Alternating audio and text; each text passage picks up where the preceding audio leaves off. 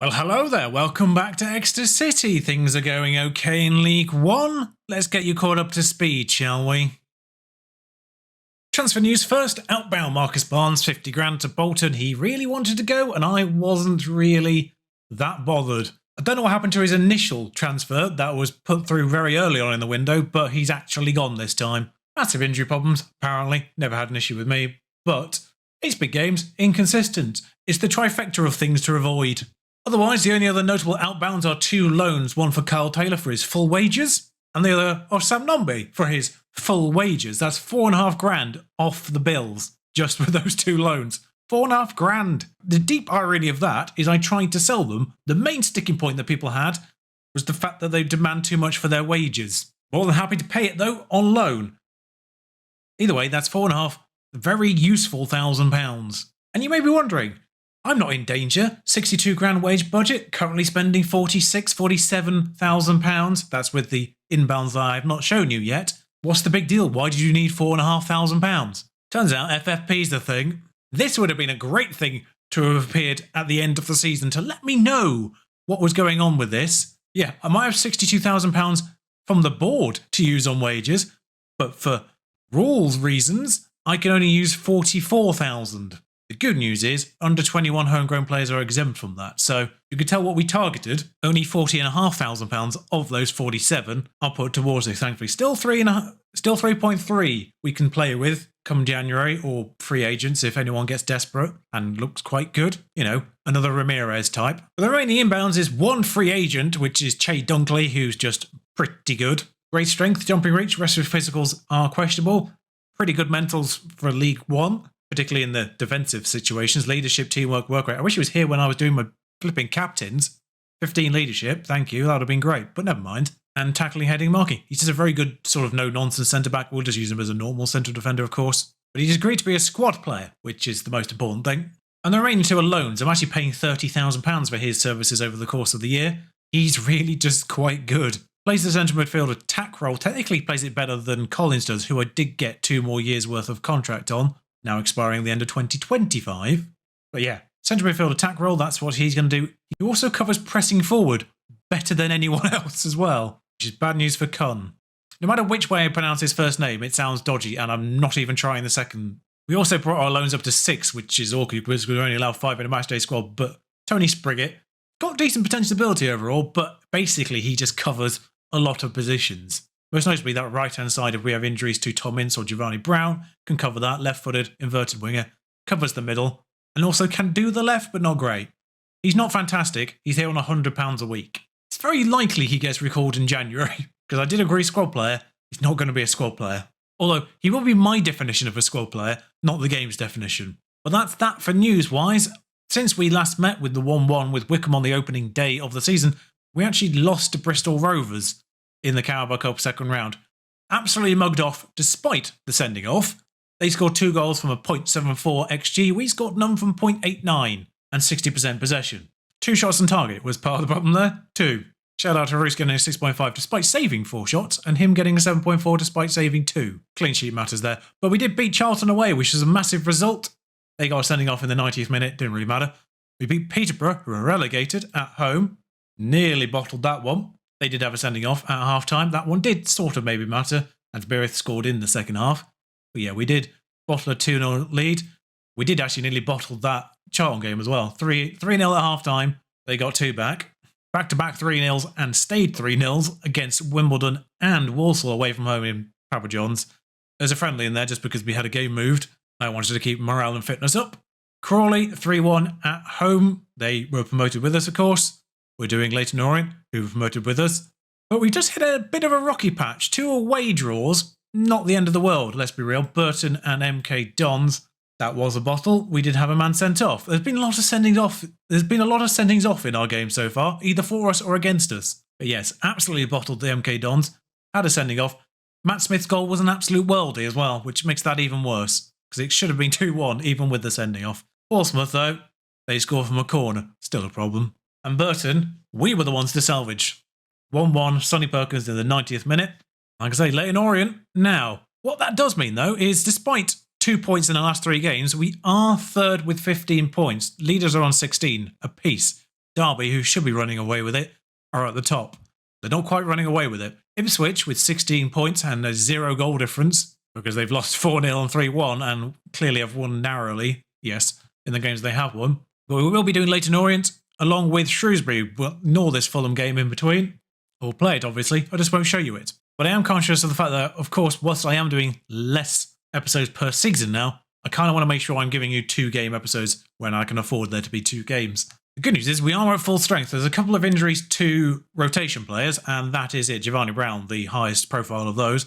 Roos is in goal, Fleming, Mbete, alongside Stubbs and McLaughlin on the right-hand side, Morton Ramirez behind Perkins, Jay on the left, Ince on the right, Beereth up front. But I will fully rotate for the Fulham game in between and bring you basically, hopefully, the same 11 for the second game, provided there's no injuries. And bordering on 6 minutes into this game, we've got a highlight. Ramirez brings this ball forward, plays through Beereth with a lovely pass. That is Beereth with a goal. That was actually a remarkably short highlight considering it ended in a goal. I wasn't expecting there to be one. Caught me off guard a little bit. Yeah, started with Mbete. He stood over the ball in our own half, clearly from a offside or foul or something that happened in our side of things. Made his way forward to Beereth, and Beereth slots it away for his 7th goal of the season, I think that's said. Considering there's only been 8 league games up to this, 7 isn't too bad. I can't remember if he featured or not in the Carabao. Stubbs the score from a corner. This is going phenomenally. I was worried by that patchy form, but it's 2-0 within 13 minutes. And the text at the bottom mentioned the half-time team talk, even though it's over half an hour away. Nice to see us get a corner goal, actually. Not as frequent as I would like, considering the fact that the AI can do them. Leyton Orient with the ball in their fantastically grey kit. Whose artistic decision was that? Oh, that's not a penalty. Really thought that was going to be a penalty there, and he actually got the ball even though he didn't keep the ball with that tackle. And that's Leyton Orient's only shot of the half. We do have a little knock to Ramirez, which I hadn't noticed till now. I will actually get him off before that gets any worse. Soule can come on. Sewell. I still haven't found out if his name is Soule or Sewell. Matt J a bit tired and booked. We do have Scott Sinclair on the bench, so on he will come. And we also have Dieng on the bench, so Morton is replaced by Dieng as this game just disappears into this second half. Another corner though, Tom Ince stood over it, Stubbs is there again and scores again. I get the sense that Sam Stubbs is probably going to be one of the silver FIFA Team of the Week players, if this was reality. But 2 goals from a defender and a clean sheet? Nah, there's a throw in. I thought it was a corner. How worried do I need to be still here? Riley, who they've kept on despite the fact he was injured at half-time. Stubbs gets in the way of that, but he only goes as far away as Clay again. Moving around their defence. Can we intercept Poku? Will we keep the clean sheet? If they have attempts like that, we'll be fine. 3-0 again. A surprisingly common scoreline for us. Ipswich won, but Derby did not, which means we are now second. Derby lost to a goal from a Leicester loanee, which is awkward because they're our affiliate. So in a way, our affiliate helping us out there, indirectly. Huddersfield are not doing particularly well, although 13 points isn't, out of the picture just yet. I was expecting a little bit more from the Championship relegated team there. Dean, mate. I mean, I was expecting this email. I wasn't expecting it within a month. How many games were you expecting a squad player to play within 1 month? I mean, he's literally going to play the next one because Papa John's. But I also can't ignore him. Literally said he's playing enough, and Dean's like, oh, fucking fair enough. Dear Sports Interactive, sort that shit out. Also, something else that needs to be sorted out is context. Context for manager sackings. I just saw on the news that Huddersfield's manager is under threat of being sacked.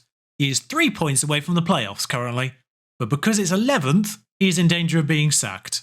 Don't get me wrong, it's not going well, but it could be worse. It could be Peterborough, who were also relegated last year, and they are currently 23rd. But this is nonsense. I've seen it happen in the Premier League. I've seen it happen with Chelsea, who had 5 games in hand at one point, and because of those 5 games in hand, they were 11th. And they sacked their manager because they were 11th. Win those 5 games in hand, they would have been top 2, I think, or something stupid like that. And just for those people who are interested in this kind of thing, I have added an extra fitness coach, an extra scout, and an extra physio. So in theory, our physical development should be going a little bit better, our scouting should be a little bit faster, and our recovery from injuries should be a little bit faster. Fingers crossed. We are above average in most things for League One. MK Dons are quick on the trigger as well, aren't they? They just sacked their manager, despite their season preview being 15th. 3 points away. So as I said, full rotation for the Papa John's match. Not bringing you this in full. Okay, I am actually interjecting in this match because I've seen 3 highlights and they've all been free kicks for Scott Sinclair.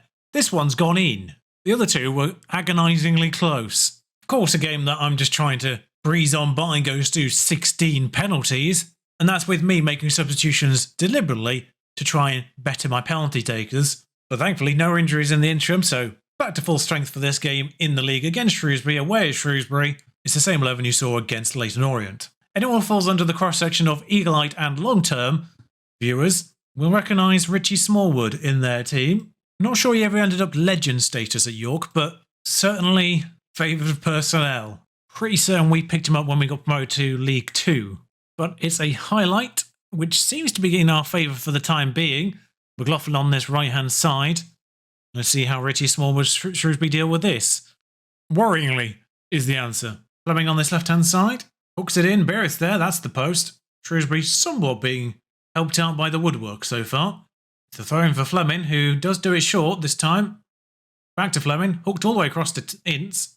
That's been cleared anyway, and Sam Stubbs now goes sensible to Tyler Morton.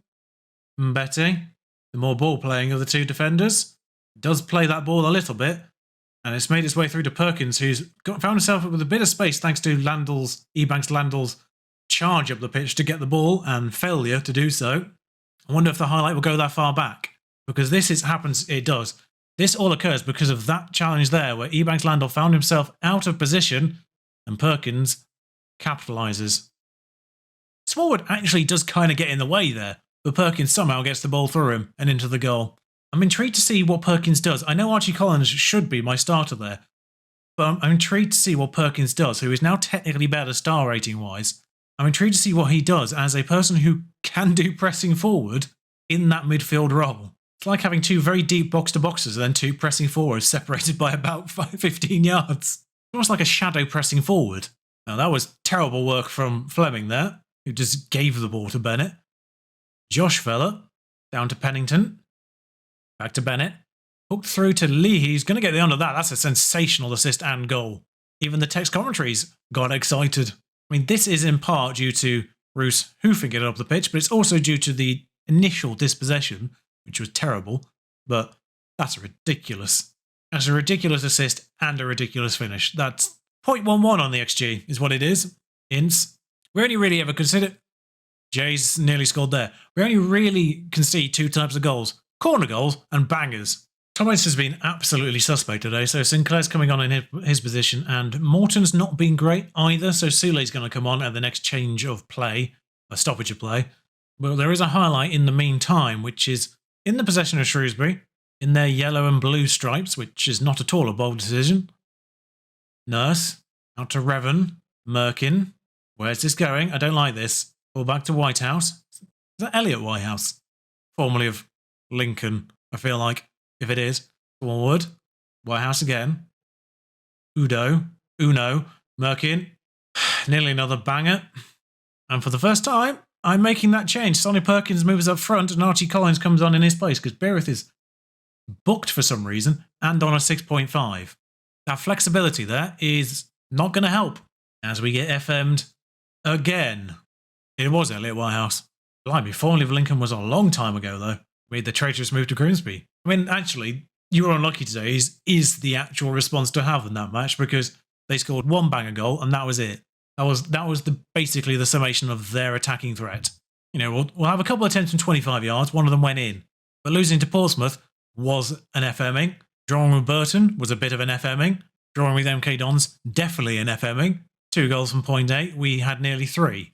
It's kind of been the story of our season. And it's simultaneously annoying, but not worrying that this keeps happening. I'll take valuable points away from home, but at the same time, it does indicate that our performances are there, we're just not getting the results out of them.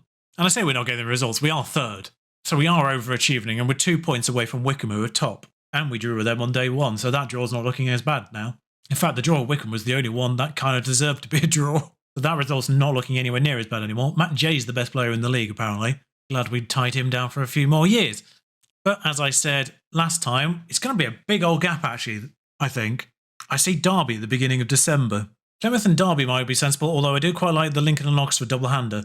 But right now, looking at the positions of Plymouth and Derby, that might be the shout.